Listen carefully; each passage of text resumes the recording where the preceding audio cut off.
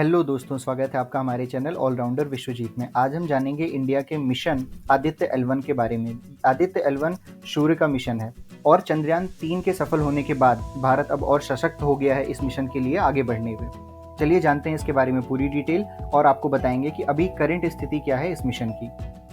जान लेते हैं कि आदित्य L1 क्या है।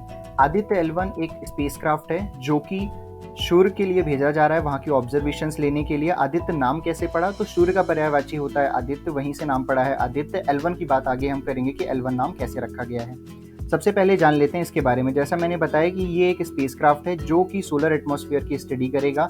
डिज़ाइन और डेवलपमेंट इसका इसरो के द्वारा हुआ है। इसकी जो ऑर्बिटिंग होगी वो 1.5 मिलियन किलोमीटर अर्थ से 1.5 मिलियन किलोमीटर दूर एक हेलो ऑर्बिट में होगी, जो L1 लाग्रेंज पॉइंट है अर्थ और सन के बीच में। अभी हम इस लाग्रेंज पॉइंट की भी बात करेंगे। इसकी लॉन्चिंग की अगर हम बात करते हैं तो सितंबर 2, 2023 को ये 11:50 AM पे लॉन्च किया गया सक्सेसफुली, और ये polar satellite launch vehicle PSLV-C-57 के थ्रू लॉन्च किया गया। ये जो लॉन्च हुआ है ये सतीश धवन स्पेस सेंटर जो कि श्रीहरिकोटा में स्थित है, वहां से इस लॉन्च को किया गया है। इस प्रोजेक्ट में अगर हम आपको बात करें प्रोजेक्ट डायरेक्टर कौन था, तो निगर शाजी जी थी इस पर्टिकुलर प्रोजेक्ट की प्रोजेक्ट डायरेक्टर थी, जो कि तमिलनाडु से बिलोंग करती हैं। और अगर इसके प्रिंसिपल साइंटिस्ट की बात करें तो वो थे शंकर सुब्रमण्यम के। इन लोगों को पूरा क्रेडिट जाता है इस पर्टिकुलर मिशन के लिए, और जो पर्टिकुलर टीम मेंबर थी और इसरो को भी। सबसे पहले आप जानना चाहेंगे कि L1 नाम क्यों रखा गया। तो L1 जैसा मैंने बताया कि एक लाग्रेंज पॉइंट है। लाग्रेंज पॉइंट वो पॉइंट है जो कि जहाँ पे दो सेलेस्टियल बॉडी का जो ग्रेविटेशनल बैलेंस है, वो दो सेलेस्टियल बॉडी, मेरा मतलब हुआ कि लाइक सन और मून है यहाँ पे, और सन और अर्थ, तो इसके बीच में जब ग्रेविटेशनल बैलेंस जीरो हो जाता है या बैलेंस हो जाता है, जो दोनों का ग्रेविटेशन होता है, उस पॉइंट को कहा जाता है लाग्रेंज पॉइंट। और आसान तरीके से समझें तो सूर्य से लेकर पृथ्वी के बीच में ऐसे 5 पॉइंट बनते हैं। इस 5 पॉइंट के बनने का ये कारण है कि यहाँ पे जो ये पर्टिकुलर पॉइंट है, यहाँ पे सेंट्रीफ्यूगल फोर्स जीरो हो जाता है, जिसके चलते जो ऑर्बिट में जो रोटेट करना है इसको, उसमें आसानी होती है, जो एफर्ट्स होते हैं वो जीरो लगते हैं। इसीलिए यहीं पे हमारा जो मिशन है, जो हम यहाँ से स्पेसक्राफ्ट को भेज रहे हैं, वो यहीं पे लॉन्च होनी है इस पर्टिकुलर L1 पॉइंट से। और ऑलरेडी L1 पॉइंट पे अगर हम आपको बात बताएं तो L1 पॉइंट पे पहले से एक ऑब्जर्वेटरी एक ऑलरेडी जा चुकी है वहाँ पे, जो कि एक जॉइंट मिशन था नासा और यूरोपियन स्पेस एजेंसी का। तो वहाँ पे ऑलरेडी है। यहाँ पे एक और बेनिफिट है कि सूर्य की रोशनी या पृथ्वी की रोशनी इसको कोई भी प्रॉब्लम क्रिएट नहीं करेगी, तो यहाँ से कंप्लीट ऑब्जर्वेशन लेने में आसानी होगी। तो इसी पर्टिकुलर पॉइंट की बात हो रही है जहाँ पे हम ये लॉन्च करेंगे। ये अर्थ है, ये मून है, और ये जो ऑर्बिटल है यहाँ पे, ये मून का ऑर्बिट है, और ये अर्थ है, और यहाँ पे ये पर्टिकुलर पॉइंट्स हैं। और एक L2 पॉइंट अगर आप यहाँ पे देख पा रहे हो, यहाँ पे L2 पॉइंट है। और L2 पॉइंट पे अगर आपको एक टेलीस्कोप के बारे में पता हो जो कि पहले से वहाँ पे मौजूद है, उस टेलीस्कोप का नाम है जेम्स वेब स्पेस टेलीस्कोप। तो ये टेलीस्कोप बेसिकली जो ऑब्जर्वेशन ले रहा है, ये ऑब्जर्वेशन ले रहा है कि सन की रोशनी इसको ना पड़ पाए। तो सन की रोशनी यहाँ अर्थ पे रह जा रही है, और जिसके कारण से James Webb space telescope universe की और गहराइयों की जो जानकारी लेना चाह रहा है, उसमें उसको कोई इशू नहीं हो रहा है। तो ये था लाग्रेंज पॉइंट जिसके बारे में हम बता रहे थे। इसी लाग्रेंज पॉइंट में जिस पॉइंट पे हम जा रहे हैं वो पॉइंट है L1, जो कि पृथ्वी से ज़्यादा नज़दीक और सूर्य से दूर है। ये जो इसकी दूरी है, ये वही इसी दूरी की बात हो रही थी कि ये 1.5 मिलियन किलोमीटर है अर्थ से। और यहाँ तक जाने में जो समय लगेगा स्पेसक्राफ्ट को, वो लगभग 4 महीने का समय लगेगा जब से वो लॉन्च हुआ है। एक टेंटेटिव टाइमलाइन है, जब पहुँच जाएगा तो उसकी डेट आपको ऑफिशियली भी अनाउंस कर दी जाएगी। चलिए आगे बढ़ते हैं। आगे बढ़ने से पहले हम इस मिशन की और डिटेल जानेंगे। उससे पहले थोड़ा सा सूर्य के बारे में जान लेते हैं। तो आपको पता होगा कि सूर्य पे बहुत ज़्यादा हीट और लाइट है, राइट। हीट और लाइट के अलावा वहाँ पे कंसिस्टेंसली न्यूक्लियर फ्यूजन होता रहता है, जिसकी वजह से जिसका जो मेन ऑब्जेक्टिव है, आप यहाँ पे देखिए मैंने मेंशन भी किया हुआ कि there are reactions of nuclear fusion where hydrogen and helium gases gets converted into energy. जो हाइड्रोजन और हीलियम गैसेस है वो एनर्जी में कन्वर्ट होती हैं, और यही जो एनर्जी है वो सनलाइट और हीट की तरह बाहर आती है। अगर इसके टेम्परेचर की बात कर लें, जो मैंने यहाँ पे कोर मेंशन करा है, तो बेसिकली जैसे अर्थ की कई सारी लेयर्स होती हैं, ऐसे ही सन की भी लेयर होती हैं। बट इसको समझने के लिए जो उसकी कोर होती है, वो कोर की अगर आप टेम्परेचर की बात करें तो 15 मिलियन डिग्री से भी ज़्यादा का टेम्परेचर उस कोर में होता है। और भी कई सारी लेयर्स हैं जिसे हम वहाँ पे रेडिएटिव जोन के नाम से, कन्वेक्टिव जोन के नाम से, फोटोस्फेयर, क्रोमोस्फेयर, ट्रांजिशन लेयर और कोरोना के नाम से जानते हैं। रेडिएटिव जोन की बात करें तो तो यहाँ पे पहली लेयर होती है कोर के बाद की, उसके बाद आती है कन्वेक्टिव जोन। कन्वेक्टिव जोन नाम इसलिए क्योंकि यहाँ पे कन्वेक्शन होता है। फोटोस्फेयर से अगर हम समझना चाहें जो आगे की लेयर है कन्वेक्टिव लेयर के बाद फोटोस्फेयर, तो ये इंपॉर्टेंट है, इसके बारे में समझते हैं। फोटोस्फेयर पे जो टेम्परेचर है वो थोड़ा कम हो जाता है। टेम्परेचर मतलब हीट जो है, हीट थोड़ी कम हो जाती है फोटोस्फेयर पे, और यही फोटोस्फेयर यूजुअली हमें अर्थ से दिखाई देता है। जो जिस सन को हम देखते हैं वो फोटोस्फेयर ही होता है बेसिकली। इसके बाद आता है क्रोमोस्फेयर। क्रोमोस्फेयर पे फिर से टेम्परेचर रेज हो जाता है, और उसके बाद आती है एक ट्रांजिशन लेयर। ट्रांजिशन लेयर के बाद आता है कोरोना। ये कोरोना यहाँ पे जो बात हो रही है वो आउटर मोस्ट लेयर होती है जहाँ पे बहुत सारा प्लाज्मा होता है, तो ये कोरोना आउटर मोस्ट लेयर होती है सन की। आगे हम आपको एग्जाम्पल के साथ बताएंगे कि फोटोस्फेयर, क्रोमोस्फेयर और कोरोना क्या है, क्योंकि बेसिकली इन्हीं 3 लेयर्स की स्टडी करने या ऑब्जर्वेशन लेने जा रहा है हमारा स्पेसक्राफ्ट।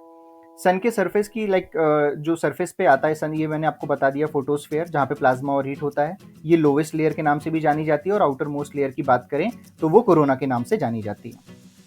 आगे बढ़ते हैं। हाँ, तो ये मैंने विजुअल्स के थ्रू आपको बताने की कोशिश करी है। ये फोटोस्फेयर का एक एग्जांपल है। ये करेक्ट सन में इतना ज़्यादा हीट है, जो ऑफिशियल इमेजेस हैं वो मैं आपको नहीं शो कर सकता, बट एक एग्जांपल है कि ये फोटोस्फेयर लेयर है जिसके बारे में हम आपसे बात कर रहे थे, जहाँ पे टेम्परेचर डाउन रहता है। अब आप पूछेंगे कि फोटोस्फेयर पे टेम्परेचर डाउन रहता है, क्रोमोस्फेयर पे टेम्परेचर फिर अप रहता है, तो साइंटिस्ट इसके बारे में जानना चाह रहे हैं। शायद आदित्य L1 उसमें भी जो ऑब्जर्वेशन लेकर आया उसमें भी वो हेल्पफुल हो।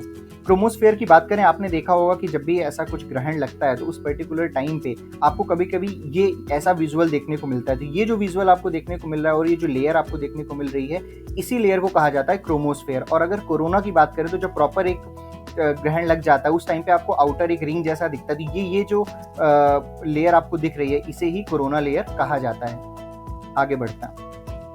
आदित्य L1 के बारे में मैं यहाँ पे कुछ जानकारी आपको देना चाहूंगा, क्योंकि इन्हीं तीनों लेयर का जो कोऑर्डिनेशन है, इस लेयर का, इस लेयर का, इस लेयर का, और इनकी जो ऑब्जर्वेशन है, जो इसमें से चीज़ें निकल रही हैं, जो वेव्स निकल रही हैं, क्योंकि आपको पता है कि सूर्य से UV rays, X rays, gamma rays और सोलर विंड्स, ये सारी चीज़ें निकलती रहती हैं और सूर्य पे होती रहती हैं। तो उनका और डीप डाइव ऑब्जर्वेशन लेने के लिए जो हमारा स्पेसक्राफ्ट जा रहा है उसके बारे में आपको जानकारी देंगे कि वो कैसे इसकी ऑब्जर्वेशन लेगा, क्योंकि वहाँ पे हीट भी बहुत ज़्यादा है।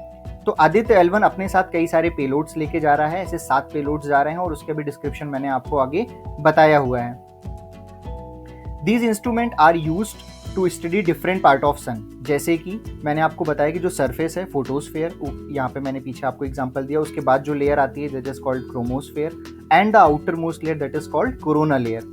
तो जो ये वेरियस डिटेक्टर उसमें लगे हुए हैं, measure the electromagnetic radiation, particle and magnetic field, helping scientist to understand the sun behaviour and how it affects space weather in real time. तो रियल टाइम पे भी कैसा वो सन का जो इफेक्ट है, जो वहाँ पे जितनी भी रेडिएशंस निकल रही हैं, जो भी पार्टिकल्स है, मैग्नेटिक फील्ड है, उसकी सारी जानकारी लेने के लिए आदित्य L1 को भेजा जा रहा है। इसकी बेसिक डिटेल आपको हम प्रोवाइड करते हैं। जो एक्सपेक्टेड अराइवल है वो 12 जनवरी 2024 है। जैसा मैंने आपको बताया था इनिशियली में ही कि approximately 4 month it will take, right, approximately 4 month. So distance from earth, तो वो जो L1 पॉइंट की डिस्टेंस है वो 1.5 मिलियन किलोमीटर्स है। अगर सन से मैं बात करूं तो 148.5 मिलियन किलोमीटर उसकी डिस्टेंस है। और ये जो ड्यूरेशन है, मतलब L1 पॉइंट पे आने के बाद, यहाँ पे L1 पॉइंट पे जब हमारा क्राफ्ट पहुंच जाएगा तो वो अप्रॉक्सीमेटली 5 ईयर्स तक यहाँ पे रहेगा और ऑब्जर्वेशंस शेयर करेगा। अब हम पेलोड के बारे में जान लेते हैं और उनकी कैपेबिलिटी। जो 7 पेलोड जा रहे हैं, जिसे हम वेलेक्स, स्वीट, सोलेक्स, हिलेक्स, एपेक्स, पापा और एक advance triaxial high resolution digital मैग्नोमीटर है, इन सभी पेलोड्स को भेजा जा रहा है। और इन सभी पेलोड्स का अगर आप देखें कैसे, कहाँ पे क्या चीज़ें लगी हुई होती है, एक इमेज मैंने यहाँ पे मेंशन करी हुई जिसके थ्रू आपको क्लैरिटी मिल सकती है। कैपेबिलिटी की बात कर लें तो अगर वीलेक की बात करें, VLC की, तो कोरोना और इमेजिंग स्पेक्ट्रोस्कोपी है। मींस इसके थ्रू आप कोरोना जो लेयर है उस पर्टिकुलर लेयर की डिटेलिंग और इमेजिंग हो सकेगी। स्वीट की बात करें, स्वीट हेल्प करेगा फोटोस्फेयर और क्रोमोस्फेयर की इमेजिंग में। Solar low energy X ray spectrometer, मैंने आपको बताया कि कई सारी रेज सन से निकलती रहती है, तो उसकी रीडिंग के लिए जो तीसरा हमारा पेलोड है सोलेक्स, जिसके सोलेक्स के नाम से जाना जाता है, वो उसकी रीडिंग लेगा, ऑब्जर्वेशन लेगा। High energy L1 orbiting x. तो बेसिकली अगर हम बात करें तो ये स्टार्टिंग की ये जो 3 मेंशन्ड हैं ये सन से रिलेटेड ऑब्जर्वेशन है। इवन हीलिक्स की भी बात करें तो ये सन से रिलेटेड ऑब्जर्वेशन है। इसके बाद के ये जो तीनों पेलोड्स हैं ये जहाँ पे जा रहा है L1 पॉइंट, तो वो L1 पॉइंट से रिलेटेड ऑब्जर्वेशन और वहाँ से रिलेटेड ज़्यादा चीज़ें ऑब्जर्व करके देंगे। अगर हम एपेक्स की बात कर लें तो सोलर विंड की मैंने बात करी, और particle analyser protons and heavier ions with direction, तो इसकी डिटेलिंग ये करेगा। Plasma analyser package for Aditya, जिसे पापा के नाम से जाना जाता है, तो ये सोलर विंड पार्टिकल का एनालाइज करेगा। इसके साथ साथ वो इलेक्ट्रॉन्स और हैवी आयंस का डिटेलिंग प्रोवाइड करेगा। Advance triaxial high resolution digital magnetometers, ये स्वीट फील्ड का जो रेज वगैरह निकलती हैं उसके रिगार्डिंग और मैग्नेटिक फील्ड की इंफॉर्मेशन प्रोवाइड करेगा। तो ये सारे पेलोड्स उस पर्टिकुलर आदित्य L1 में लगे हुए हैं जो यहाँ से भेजा गया। अभी करंट स्टेटस क्या है अगर हम बात करें तो फर्स्ट बर्न की बात देख सकते हैं। फर्स्ट बर्न हो गया जो कि 3 सितंबर 2023 को हुआ, जहाँ पे उसने अपनी ऑर्बिट रेस करी 245 किलोमीटर इंटू 2459 किलोमीटर एबव अर्थ। सेकेंड बर्न की बात करें जहाँ पे स्पेसक्राफ्ट ने अपनी ऑर्बिट को एलिवेट किया और पहुंचाया 282 किलोमीटर इंटू 40,225 किलोमीटर। और इसके बाद थर्ड बर्न की बात करें जो कि हुई 10 सितंबर पे। अनकंसिस्टेंटली रिसेंट की अगर हम बात करें तो 15 सितंबर 2023 को, जो कि एक पॉजिटिव इंडिकेशन था, वो प्रोसीड हुआ। Final earth bound manoeuvre, the spacecraft reached N orbit range of 256 kilometre into 1,21,973 kilometre. तो ये डिटेलिंग थी, ये करंट स्टेटस है इसका, और हम एक्सपेक्ट करते हैं कि जो टेंटेटिव टाइमलाइन इसकी मेंशन्ड है, एक्सपेक्टेड अराइवल 12 जनवरी 2024 तक ये स्पेसक्राफ्ट पहुंच जाए और भारत एक और नई ऊंचाई को छुए। ऐसे ही कुछ रोचक जानकारियों को जानने के लिए हमारे साथ बने रहें। Thanks for watching.